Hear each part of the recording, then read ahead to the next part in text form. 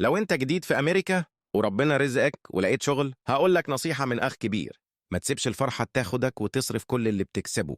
امريكا بلد حلوة وبتبهر، وهتلاقي نفسك عايز تشتري وتجرب كل حاجة. بس خد بالك، كده هتبقى زي معظم الناس هنا، الفلوس تدخل النهاردة وتختفي بكرة.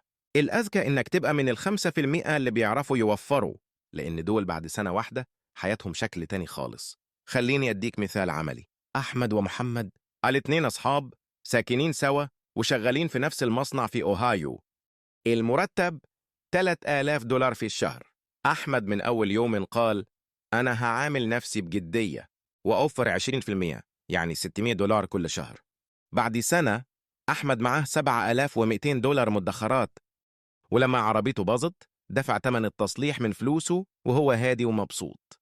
محمد قال: الحياة قصيرة يا عم، نصرف وننبسط. النتيجة، بعد سنة مدخراته صفر، ولما عربيته باظت صلحها على الكريدت كارد، وبعدها بشهور بقى مديون بأكتر من $1000 فوائد وغرامات. الاتنين نفس الشغل ونفس المرتب، بس الفرق إن واحد عنده أمان مادي وراحة بال، والتاني عايش بقلق من أي ظرف مفاجئ.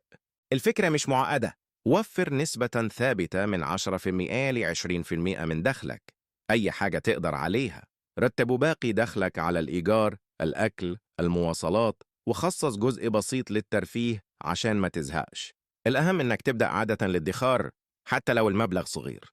والفلوس اللي بتحوشها هنتكلم في حلقات جاية إزاي تستفيد منها وتكبرها. افتكر، المعلومات دي للتوضيح العام بس، مش نصيحة مالية. لازم تستشير مستشار مالي معتمد قبل أي خطوة. لو وصلت لحد هنا وشايف إن الكلام لمس معاك، اعمل لايك للفيديو وتابع القناة عشان تدعمنا وتشوف الحلقات الجاية.